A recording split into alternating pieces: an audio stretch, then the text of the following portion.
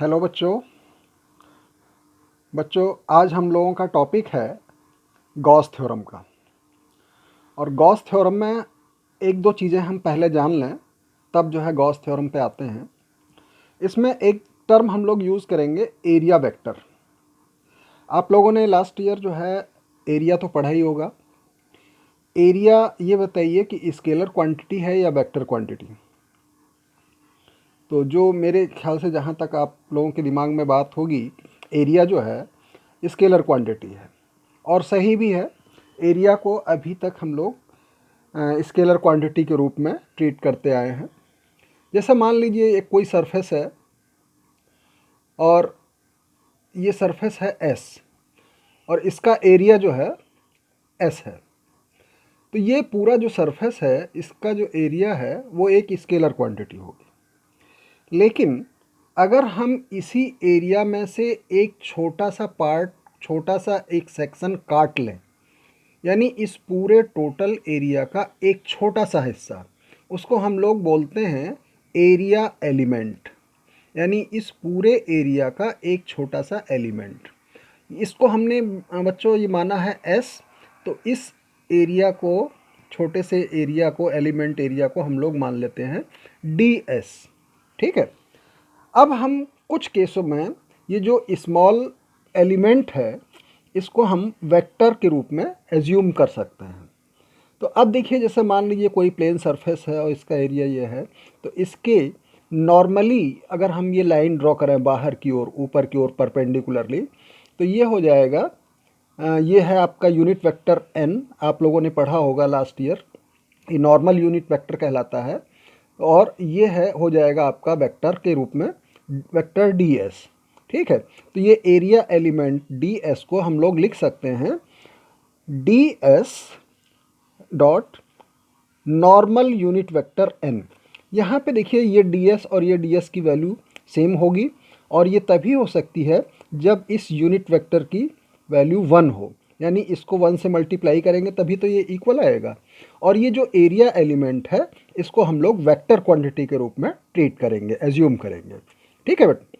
तो 2D figure जो होता है वो बच्चों ओपन सरफेस होता है। उसमें आपके दोनों साइड में ये बाहर की तरफ जो लाइन होती है ये दोनों तरफ से जा सकती है। लेकिन क्लोज सरफेस जो होता है वो कई सरफेस को मिला करके बनता है। जो जैसे 3D सरफेस जो जितने भी होते हैं, कोन हुआ, स्फेयर हुआ, सिलेंडर हुआ, और भी बहुत सारे जो है जो 3D सरफेस होते हैं वो कई ओपन सरफेस से मिल करके बनते हैं। अच्छा, ये देखिए जैसा इसमें है, ये एक्स वाई प्लेन है और इसके नॉर्मल यूनिट वेक्टर एन है। तो जेड एक्सिस जो है ये परपेंडिकुलर होगा इस पर, एक्स वाई प्लेन पर जेड एक्सिस परपेंडिकुलर होगा, वाई जेड प्लेन पर एक्स एक्सिस परपेंडिकुलर होगा, और जेड एक्स प्लेन पर एक्स वाई एक्सिस परपेंडिकुलर होगा। एक्स वाई प्लेन पर Z axis, Y Z plane पे एक्स एक्सिस, और जेड एक्स प्लेन पर वाई एक्सिस। तो एरिया जो है स्केलर क्वांटिटी है, लेकिन हम कुछ प्रॉब्लम्स में इसको वेक्टर क्वांटिटी के रूप में ट्रीट कर सकते हैं। तो area is a scalar quantity, but in some problems it has to be treated as vector quantity. A small area element ds can be represented as a vector। ठीक है। तो जो टोटल एरिया होता है बच्चों वो स्केलर क्वांटिटी होती है, एलिमेंट एरिया वो वेक्टर क्वांटिटी होती है। ठीक है। तो area along with unit normal outward vector, बाहर की तरफ जो होता है, is said to be area vector. तो एरिया वेक्टर की डेफिनेशन क्या हो गई कि area vector with unit normal outward vector is said to be area vector। ठीक है। Vector whose magnitude is same as that of area, its direction is perpendicular to area। इसका जो direction होगा ये एरिया के सरफेस के perpendicular होता है। अब बच्चों इसमें एक दो चीज़ें हम और जो है यूज़ करेंगे, सॉलिड एंगल जो इसमें आएगा और उसका यूज़ करेंगे गॉस थ्योरम में। तो सॉलिड एंगल और प्लेन एंगल आप जानते हो। प्लेन एंगल पहले एक बार थोड़ा रिवाइज कर लीजिए। जैसे ये एक सर्किल है, सर्किल में जैसे मान लो ये इसका सेंटर है, ये रेडियस है और ये कोई पॉइंट है। यहाँ से जब कोई भी बॉडी चली इस सर्किल के ऊपर तो पूरा एक सर्किल, पूरा एक चक्कर लगाते हुए यहाँ पे आ गई। अब ये बताइए कि इसका एंगल कितना होगा। यहाँ से चली ए पॉइंट से और ए पॉइंट पर ही आ गई, तो ये पूरा जो है एक सर्किल का सरकमफ्रेंस इसने जो है ट्रैवल किया। तो एंगल की जो डेफिनीशन है वो आप जानते हो कि arc equal to R upon radius. तो आर्क कितना है इसका, जितनी इसकी डिस्टेंस होगी, और वो है सरकमफ्रेंस के इक्वल, और सरकमफ्रेंस है 2 पाई आर। तो 2 pi R upon radius R, R R cancel हो जाएगा तो बचेगा 2 पाई। तो 2 पाई इसका थीटा हो गया, यानी प्लेन एंगल हो गया। ये पूरा एक राउंड लगा लिया, इसने 360 डिग्री घूम गया, यानी ये 2 पाई हो गया। ठीक है, अब हम देखिए, जैसा मान लीजिए ये कोई बॉडी यहाँ से चली और इस पॉइंट पे आई, ये पूरा चक्कर न लगा करके इसी सर्किल के किसी भी एक पॉइंट पर, मान लीजिए बी पॉइंट पर ये पहुँची, और अब इसने मान लीजिए एक छोटा सा एंगल डी थीटा बनाया, और इसमें डिस्टेंस जो इसने ट्रेवल की वो डी एल है। डी बच्चों जहाँ पे हम लोग यूज़ करते हैं वो छोटे पार्ट के लिए होता है। ठीक है, तो यहाँ पे देखिए डी थीटा की वैल्यू कितनी हो जाएगी, ये एंगल डी थीटा हो जाएगा।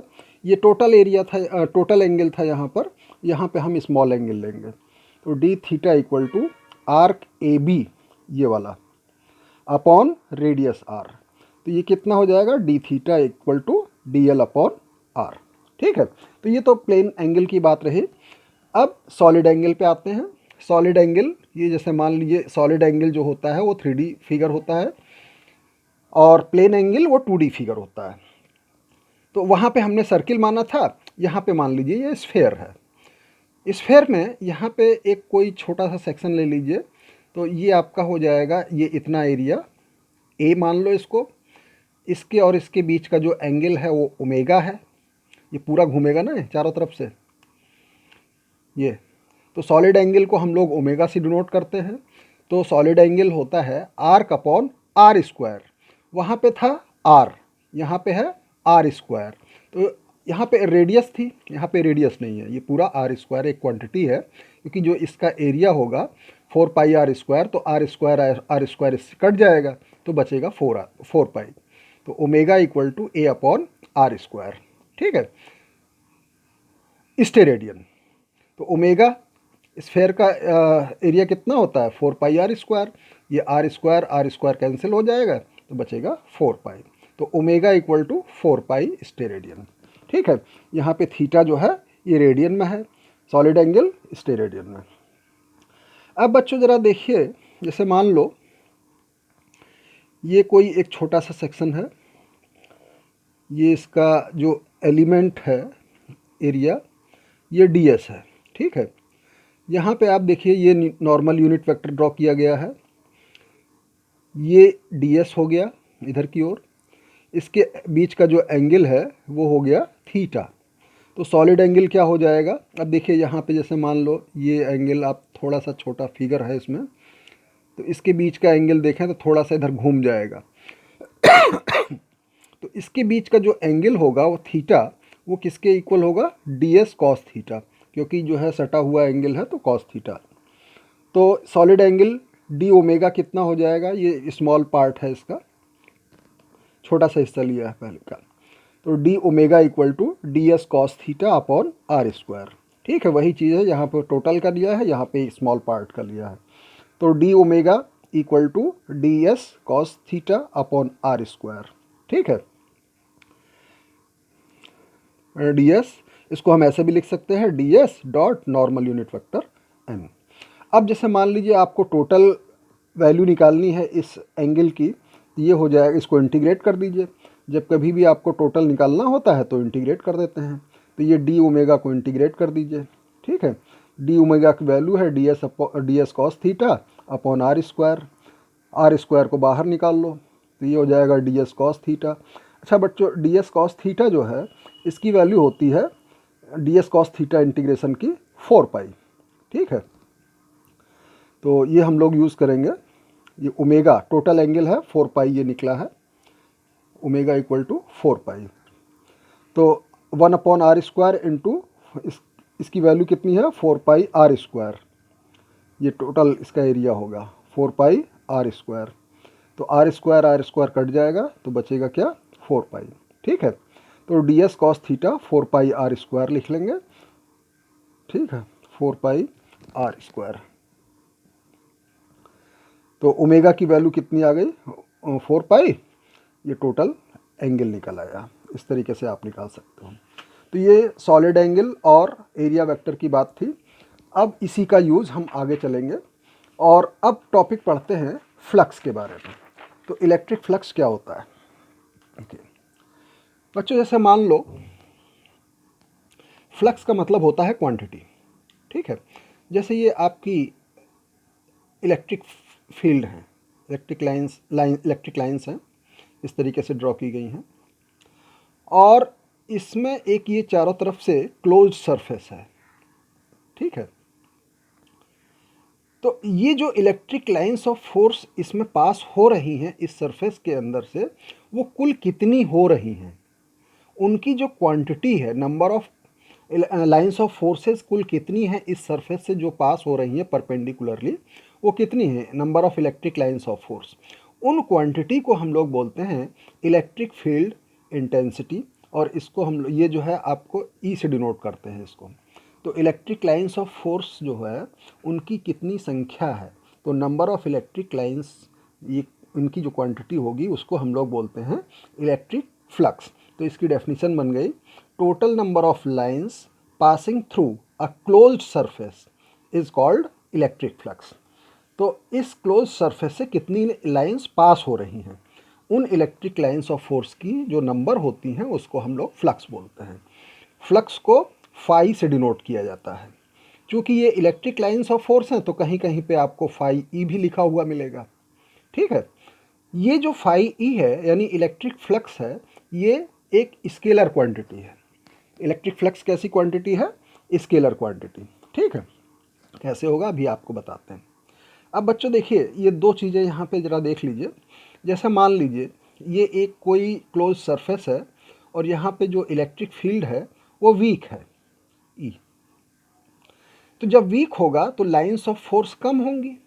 अब जैसे मान लीजिए कि इलेक्ट्रिक लाइंस ऑफ फोर्स आपका स्ट्रांग हो गया, तो अब क्या होगा, जो लाइंस ऑफ फोर्स होंगी वो आपकी ज़्यादा होंगी। ठीक है, इसका मतलब क्या हुआ कि इलेक्ट्रिक फील्ड की जो इंटेंसिटी है वो अगर कम हुई तो फ्लक्स भी आपका कम होगा, यानी उसमें से नंबर ऑफ जो फ्लक्स हैं, नंबर ऑफ इलेक्ट्रिक लाइंस हैं वो कम होंगी। जब आपकी फील्ड स्ट्रांग हो गई तो यहाँ पे नंबर ऑफ इलेक्ट्रिक लाइंस वो ज़्यादा होंगी। इसका मतलब ये हुआ कि नंबर ऑफ इलेक्ट्रिक लाइंस का मतलब फ्लक्स, तो ई ज़्यादा होगा तो एफ आई ज़्यादा होगा, ई कम होगा तो फाई ज़्यादा होगा। ठीक है, तो इसका मतलब ये हुआ कि फाई इज़ प्रोपोर्शनल टू ई, यानी जो इलेक्ट्रिक फ्लक्स होता है वो इलेक्ट्रिक फील्ड इंटेंसिटी के डायरेक्टली प्रोपोर्शनल होता है। ई की वैल्यू कम होगी तो फाई की वैल्यू कम होगी, ई की वैल्यू ज़्यादा होगी तो फाई की वैल्यू ज़्यादा होगी। अच्छा बच्चों ज़रा देखिए, जैसे मान लो ये लाइंस ऑफ फोर्सेस हैं। ठीक है, ये अगर मान लीजिए हमारे पास इतना एरिया है, केवल इतना छोटा सा, तो इसमें लाइंस ऑफ फोर्स कम कितनी होंगी, कम होंगी, है ना। और अगर मान लीजिए इसी एरिया को हमने बढ़ा दिया, ये टोटल पूरा कर लिया, तो अब लाइंस ऑफ फोर्स ज़्यादा निकलेंगी। तो इसका मतलब ये हुआ कि अगर एरिया कम है तो लाइंस ऑफ फोर्स ज़्यादा होंगी, यानी इलेक्ट्रिक फ्लक्स ज़्यादा कम होगा। अगर मान लीजिए ये जो एरिया कम है तो लाइंस ऑफ फोर्स कम होंगी, और लाइंस ऑफ फोर्स कम होंगी इसका मतलब फाई की वैल्यू कम होगी। अगर मान लीजिए आपने एरिया को बढ़ा दिया तो इसमें से ज़्यादा लाइंस ऑफ फोर्स निकलेंगी, और ज़्यादा लाइंस ऑफ फोर्स निकलने का मतलब है कि फ्लक्स ज़्यादा होगा। तो एक दूसरी चीज़ निकल के आई कि जो फाई है वो एरिया के ऊपर डिपेंड करता है, यानी phi is proportional to S.